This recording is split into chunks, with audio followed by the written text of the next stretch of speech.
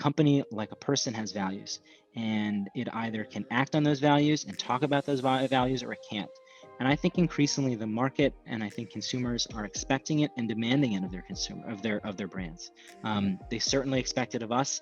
It's part of why we do what we do, but the reality is we wouldn't do anything differently.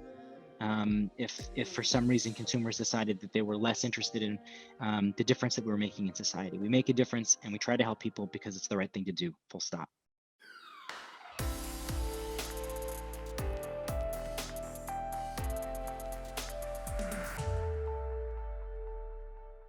So today we're super jazzed to have Jason with us.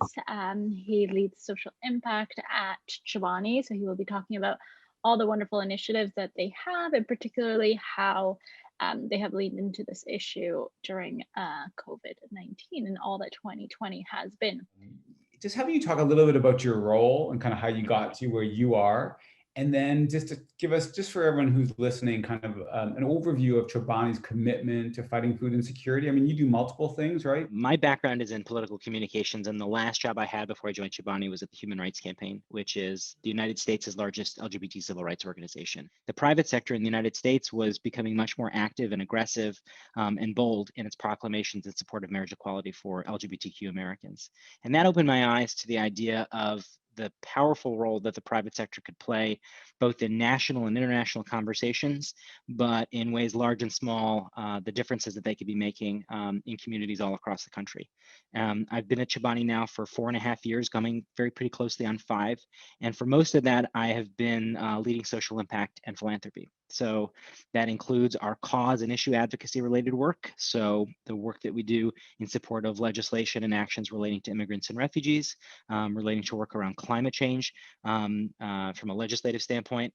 Food insecurity is certainly one component of that aspect of our advocacy. In addition, it includes, of course, all of our philanthropic giving, which takes up the overwhelming majority of my time, and it's a labor of love, to be sure. I oversee our disaster relief and response efforts, which certainly adapted and changed during the coronavirus. And so this really was a moment that we felt obligated and responsible to do much more than we'd ever done before. But that ranged from scaling the amount of cups that we gave every year from a couple 100,000 to 6.5 million this year alone.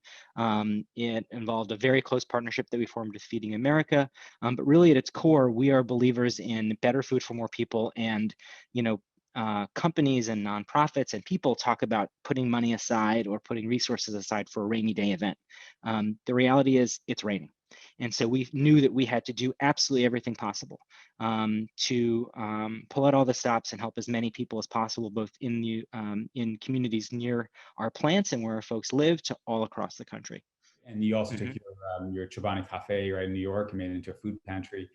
Exactly. Talk to us about some of the challenges with making that happen. And were there anything that was like really surprising, like when you pivoted, like so many companies, right, and just saying we've got to address, especially in the early days of COVID, like what was that like, and what were some of the challenges you faced? And was there anything that was overly surprising, or did you sort of you knew what you needed to get done, and you just went about doing it?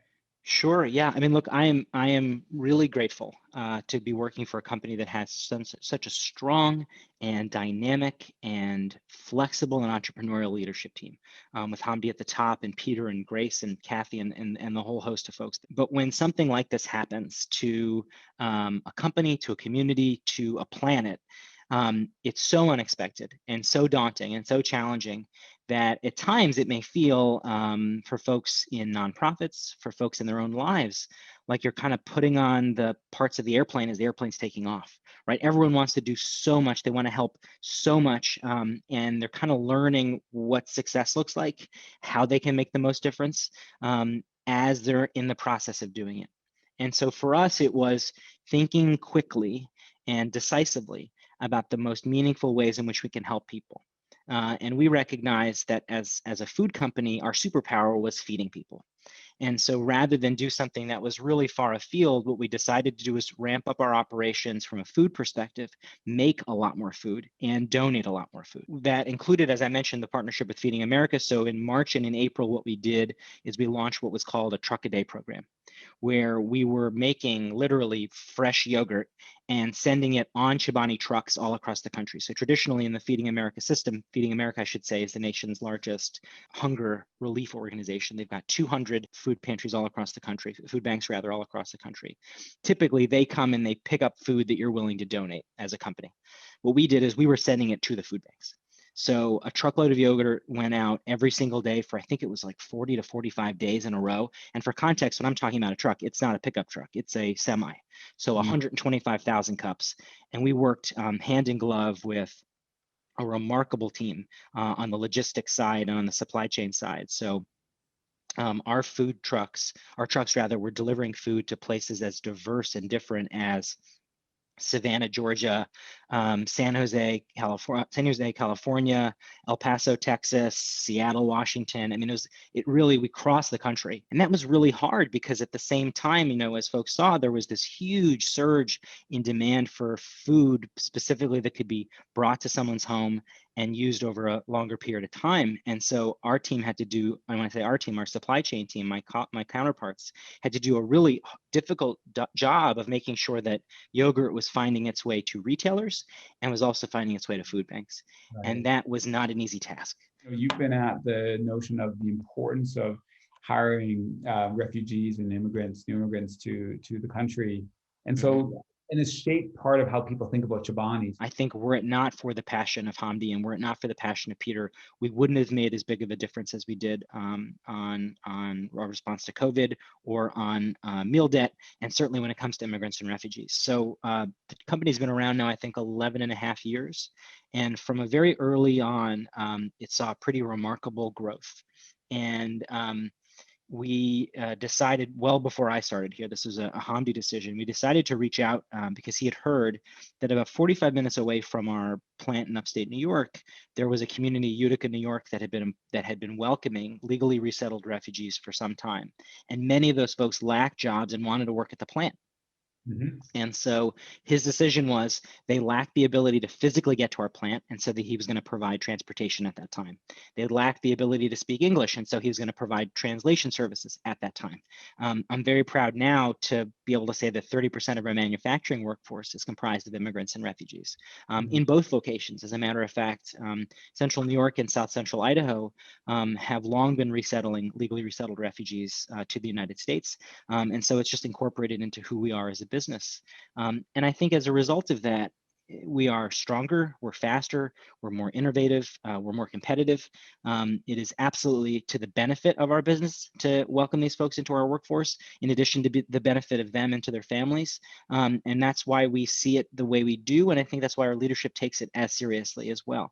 I think it's also a part of why they advocate for stronger, more inclusive policies when it comes to immigrants and refugees too, because we know what it's like to have them as members of our team and as peers in our company. I want to ask you just about your food incubator, and the reason that is, again, another trend that we're seeing is companies are recognizing as they really lean into social environmental impact that they can use their capital as a way to deploy their capital in investing in social enterprises in a way that helps them to scale on the issues that they care about, right? Patagonia's Unilever's done it. We just actually TELUS in Canada, a mobile company, just did it with a $100 million fund, and you've done it as well. Our founder, Hamdi, believed that he wanted to help other small startups be the future of food. He thought the food system is broken in America, that people have great taste, they just want better options. And he also realized, I think, importantly, that he didn't want our food incubator to be a venture capital arm for us. I think there are a lot of big food companies, without naming names, who seek innovation through acquisition. And so they have an incubator and they have a VC arm, and then the VC arm decides, hey, this sounds like a great idea, we're going to give you $5 million. What he wanted to do was bring in food companies that are doing amazing work, allow them to stay independent, give them, $20,000 to $50,000, I think it's $25,000, no strings attached grants, and have them learn from us and have us learn from them, so that together we can take on the future of food, of big food. And so that's why we do it. I think that's how we do it differently than other food companies. I think to your point, Phil, you're going to increasingly see more food companies do this, because not only are there shared learnings and connections that make both entities stronger, so the the helping company and the receiving company. But also more broadly, I think it allows opportunities to tap into trends and changes in consumer behavior that are for the betterment of society and the betterment of families. Sure. So thank you for your time. Thank you for joining us on Coffee with Purpose. And we look forward to more chats in the future. Sounds great. Thank you so much for having me. Thanks so much, Jason.